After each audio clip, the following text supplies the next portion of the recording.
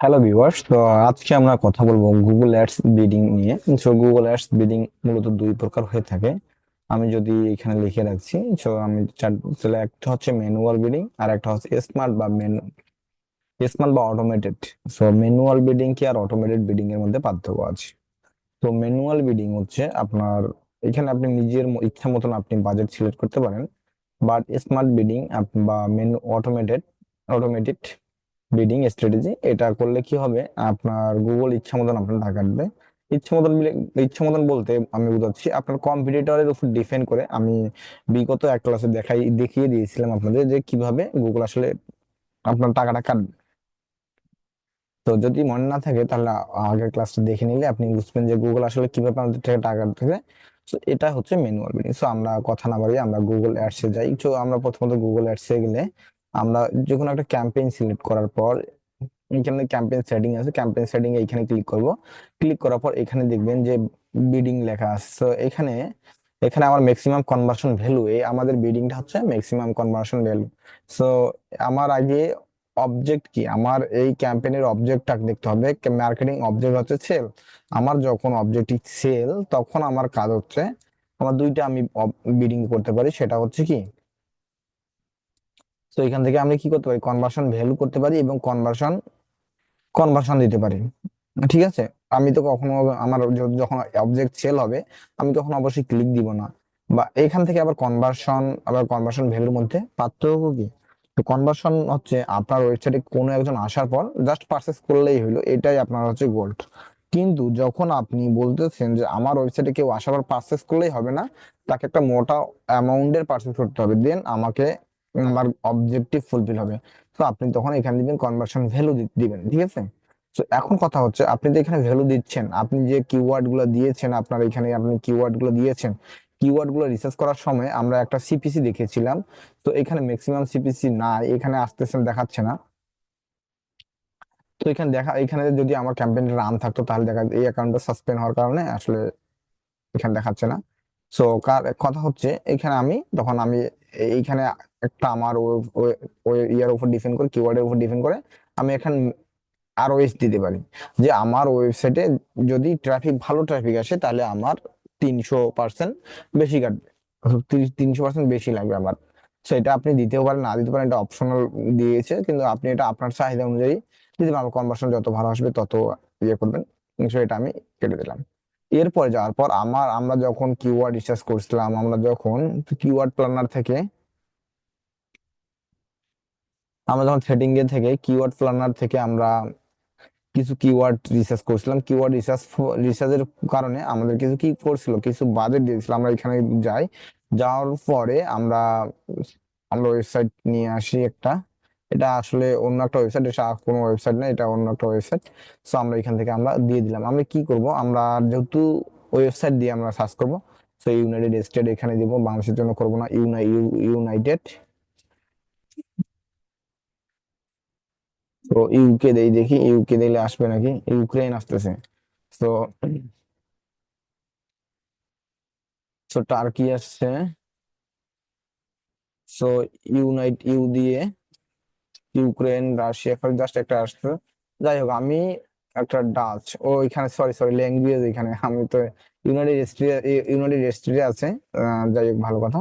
So United কিংডমই আছে। যাই হোক, এখান থেকে আমরা সার্চ করি, যদি যখন কি এখান থেকে দুইটা অপশন আসবে, use the inter site, use only the this page. আমি যাচ্ছি ইন্টার সাইটেই হবে। থাক, তাহলে আমি পুরো রেজাল্ট দেওয়ার পর এখানে যখন আমরা আসবো নিচে একটু, তখন দেখবেন এখানে আপনার একটা কি সিপিসি দিয়ে দিয়েছে, একটা কস্ট কত হবে, কি টপ অফ দ্য পেজ। এখানে আমরা একটা ছোট্ট করে একটা ফিল্টার করে নিই। সো ফিল্টার করে নিলে আমাদের দেখতে সুবিধা হবে।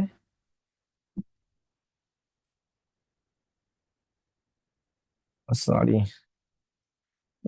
সো এখানে 10টার মধ্যে আমরা এখানে 500টা করে দিই। 112টা রেজাল্ট করছে আমাদের, এই যে ওয়েবসাইট থেকে কিওয়ার্ড আসছে 112টা।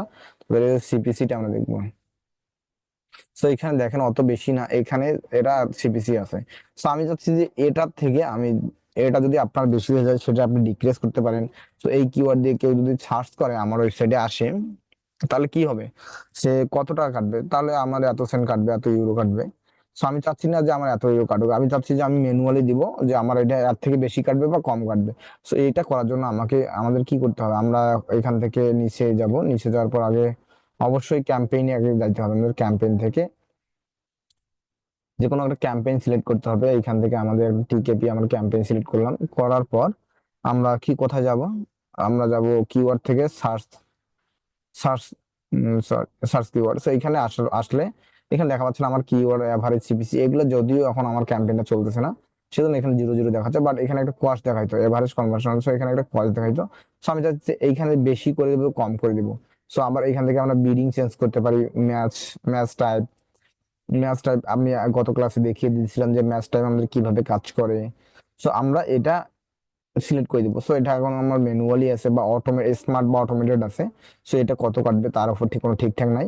সো এখানে আমরা অল ক্লিক করে আমরা কি করব, এই যে এডিট এডিট অপশনে ক্লিক করবো। এডিট অপশন করার পর চেঞ্জ ম্যাক্সিমাম সিপিসি বিটস, তো এইখান থেকে আমরা এখানে আমরা ইনক্লুড করতে পারি।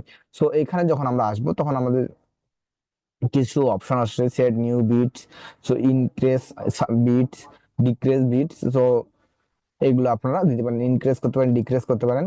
সো এটা আপনাদের উপর ডিপেন্ড করবে। সো আমি চাচ্ছি যে সেটাকে কি করব, একটা নিউ বিট সেট করে দিব। কত দিব, আমার এভারেজ সিপিসি আমি মনে করেন গড় সিপিসি ধরলাম আমার 0 পয়েন্ট সামথিং কাটবে, 0.56। সো আমি একটু বেশি করে দিব, 0.80। 0.80 আমি সেট করে দিলাম। 0.80 সেট করে দিলে কি হবে, আমার প্রত্যেকটা ক্লিকেই এর থেকে বেশি কম হতে পারে, 30% একটু বেশি কম টাকা কাটতে পারে। বাট ম্যানুয়াল আমরা যদি যখন আমরা প্রথম অ্যাড চালাই, তখন আমাদের কাজ হচ্ছে আমরা ম্যানুয়ালি আমরা এটা করে দিব, কারণ আমাদের ট্রাফিক নেই, আমাদের আমাদের অ্যাড সম্বন্ধে কেউ জানে না, আমাদের কোনো ডেটা নেই। তো সেক্ষেত্রে আমাদের কি করতে হবে, আমাদের প্রথমত আমাদের ম্যানুয়াল সিপিসি দেওয়াটাই আমি মনে করি যুক্তিযুক্ত। আসলে আমরা যখন ম্যানুয়াল না দিই, প্রথমত স্মার্ট আমরা বিডিং দিব, এতে হবে সমস্যা, আমাদের হবে সমস্যা হইতে পারে কি, আমাদের ক্যাম্পেইনের খরচ বেশি হবে কিন্তু কস্ট মানে আয় কম হবে, মানে সেল কম হবে কিন্তু খরচ বেশি হবে, এতে আপনার বিজনেসের লস হতে পারে। তো সেক্ষেত্রে আমাদের এই বিষয়গুলো বুঝে তারপরেই আমাদের কি ক্যাম্পেইন রান করতে হবে। আদারওয়াইজ যদি আমরা ক্যাম্পেইন রান করি তাহলে দেখা যাচ্ছে যে আমার আয়ের তুলনায় ব্যয়ই বেশি, সেক্ষেত্রে আমাদের লসের মুখে পড়তে হচ্ছে, আমাদের ক্যাম্পেইন একসময় গিয়ে অফ করে দিতে হবে। সো আপনারা যদি স্ট্র্যাটেজি ফলো করে বা আপনার বিডিং ঠিক করে যদি আপনি দিতে পারেন, তখন কি হবে, এতে হলে এতে হবে কি, আপনাদের যে কস্ট সেটা কমবে এবং আপনার সেল বেশি হবে। সো এখান যদি আমরা যাই আবার, ম্যানুয়াল বিডিং এর মধ্যে আমাদের অনেকগুলা অপশন থাকে, সেটা হচ্ছে কি আপনার ম্যানুয়াল সিপিসি, যেটা আমরা করে দিলাম ম্যানুয়াল সিপিসি।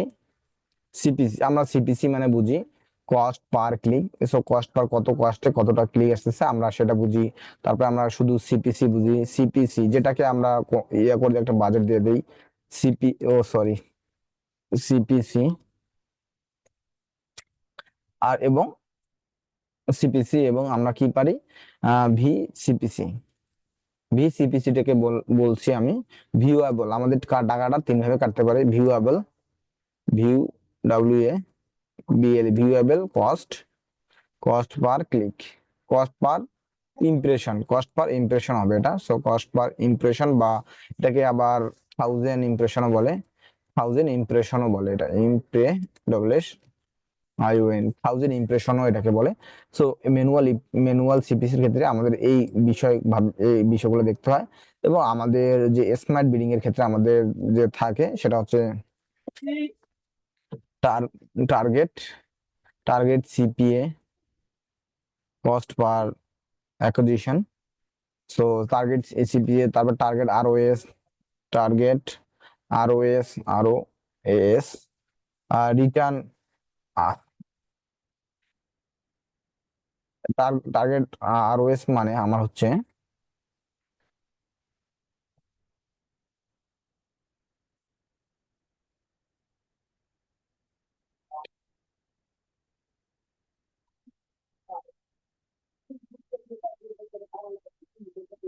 তো টার্গেট আরওএস হচ্ছে of cost return of cost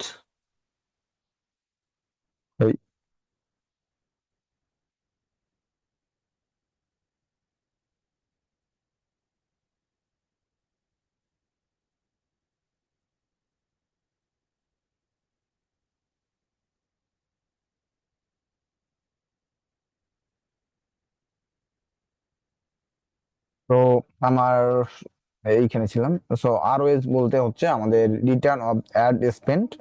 তো এইটার উপর ডিপেন্ড করে এবং আমাদের এরকম ম্যাক্সিমাম কনভার্সন আছে, ম্যাক্সিমাম ক্লিক আছে এইখানে। ROS maximum conversion, max, x, maximum, JD maximum click, maximum conversion, CLI, CK maximum click. সেই ধরনের আমার স্টাডি আছে। এখন এই বিড স্টাডি আমরা কিভাবে সাজাবো? এখন যদি টার্গেট সিপিএ হয়, তো তাহলে আমাদের কি করতে হবে? গুগল সেটাকে বলে ম্যানুয়াল ইস। এটাকে আপনাদের 15 দিন বা 15 থেকে 50 কনভার্সন সেল আসার পর তারপরে আমাদের এই বিডিংটা দেওয়া উচিত। যখন আমাদের সেল আসবে তখন আমাদের এই বিডিং গুলো আমাদের সুন্দর করে পড়তে হবে। আমাদের ডকুমেন্ট পড়লে আমি ডকুমেন্ট গুলো দিয়ে দিব।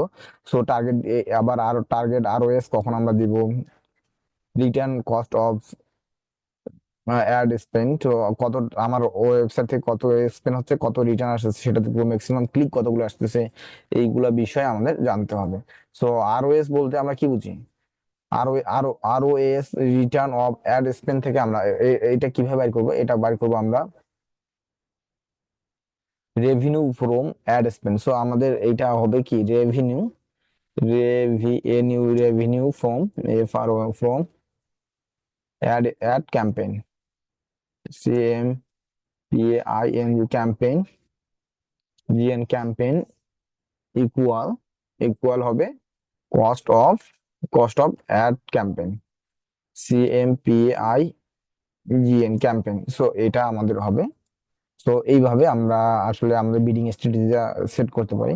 So thank you so much. আপনাদের যদি ভিডিওটি ভালো লাগে থাকে, আপনাদের যদি কোনো প্রশ্ন থাকে অবশ্যই প্রশ্ন করবেন কমেন্ট বক্সে। তো থ্যাংক ইউ সো মাচ।